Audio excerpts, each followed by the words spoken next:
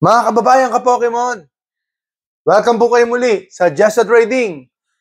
Sabi ko po sa inyo, crazy market pa rin po. Hindi pa rin po nagbabago ang ating hobby, ang ating community. Talagang boom na boom pa rin po yung mga products. Yung presyo, sobrang napakataas na po sa atin. At unfortunately, hindi po nakapagbubukas yung karamihan sa atin because packs are so and getting expensive. Pero tuloy lang po, bilang collector, bilang hobbyist, bilang fanatic po ng Pokemon hobby, then we should go through, we should push through, we should strive even further para po mag-grow po tayo sa ating community, sa ating hobby. At makatulong din po tayo sa mga kasamahan po natin sa hobby na ito, na kung saan ay kailangan lang natin ng advocacy, no? Sealed collecting, sealed Pokemon investing, and then, syempre, yung pag-open ng packs, yung mga raw cards na yan, importante rin po siyang bahagi ng ating investing, mga kaibigan, mga ka-Pokemon. Ano po ang nangyayari, mga kaibigan? Talagang sobrang tataas po ulit. Based po sa information na tinatanggap natin, public information din naman po ito, mga kaibigan, no?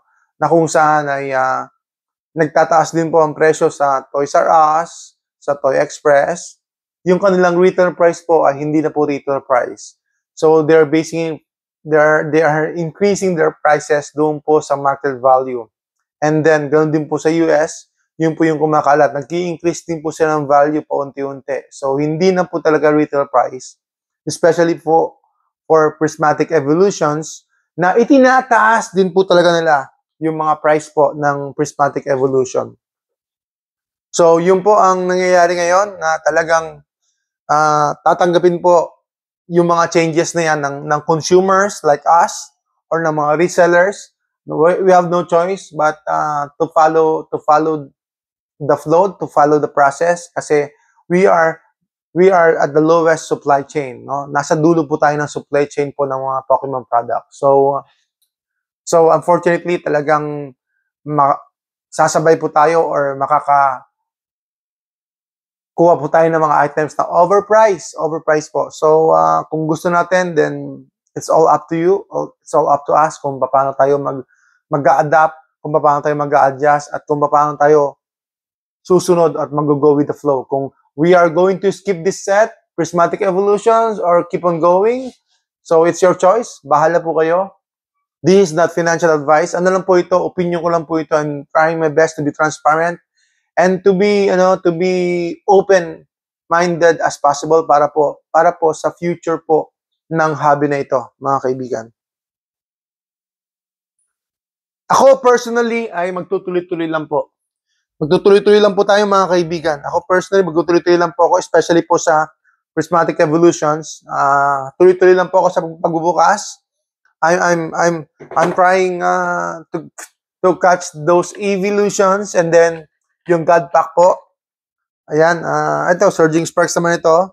So, tuloy-tuloy lang po tayo, mga kaibigan. Nagbubukas sa mga packs. Siguro less than 100 packs na rin po nabubuksan natin. Ito naman, poster collection ng Prismatic Evolutions. May chase po talaga ang Prismatic Evolution, so I don't have to worry about it. Sige lang, as long as we believe. So I'm positioning myself na at least meron po akong Prismatic Evolutions. Keep sealed lang po tayo kasi yung future po ng Prismatic Evolutions ay may potential po. That's my own opinion. Kasi nga po, ang mamahal ng mga chase cards. Ang mamahal po ng mga chase cards. At kung napanood niyo po si PokeRev, nakapull siya ng God Pack, yung reaction video natin, then, ibang klase po talaga yung God Pack.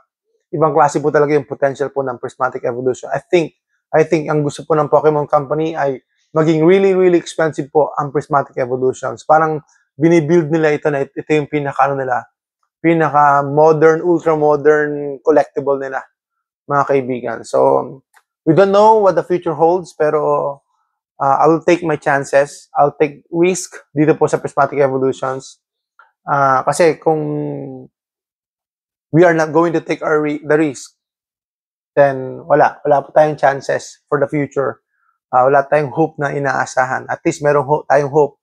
So with this 151, I didn't take enough chances or risk dito po sa 151. So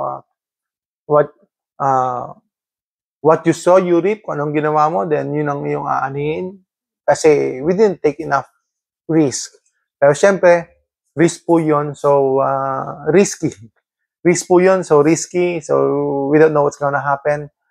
You might lose or win. So it all depends talaga sa situation.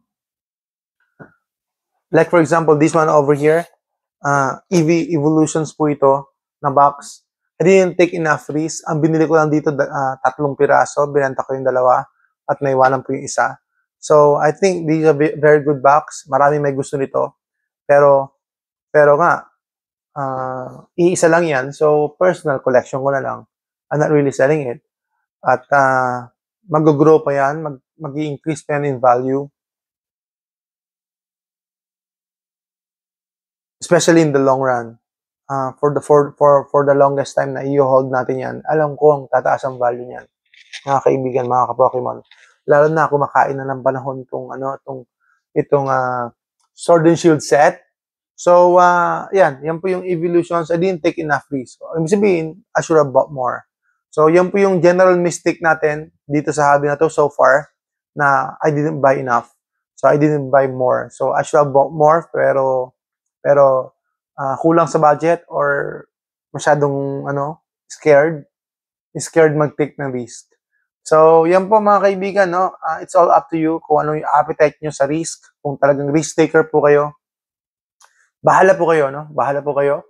But ako, I'll take my position doon po sa Prismatic Evolutions na talagang may potential po yung set na ito. Meron pong potential ang set na ito.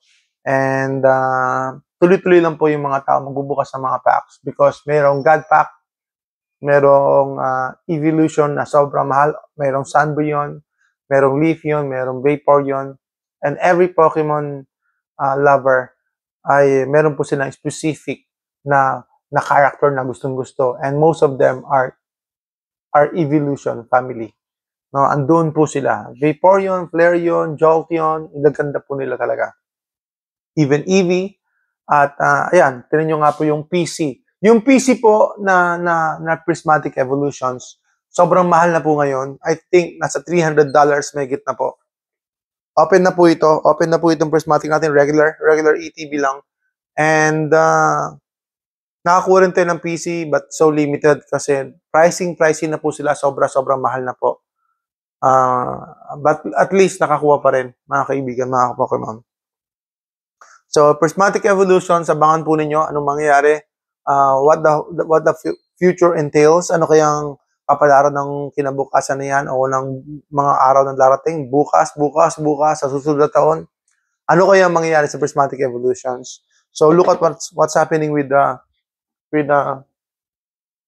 Evolving Skies. Yeah, they call it Evolving Skies, pero Evolving Skies pa rin, di ba? So expensive. And then, ano nangyayari sa 151 as of now, di ba? So, 151 Pokemon Center, ano nangyayari? Sobrang mahal din po.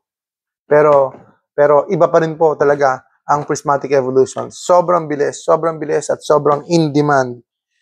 So, yan po yung concern natin. If yung mga wholesalers na yan, mga ka-Pokemon, ay nagtaataas po sila ng presyo. Hindi na po wholesale price yung benta nila, kundi market price na po. So, ano mangyayari sa atin na consumers? Ano mangyayari sa atin sa baba?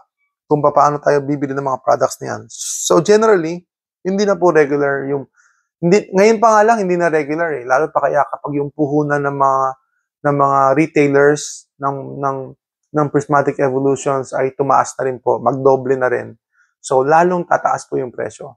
So, yan po yung analysis natin. And it's either babagsak siya or ano pa man.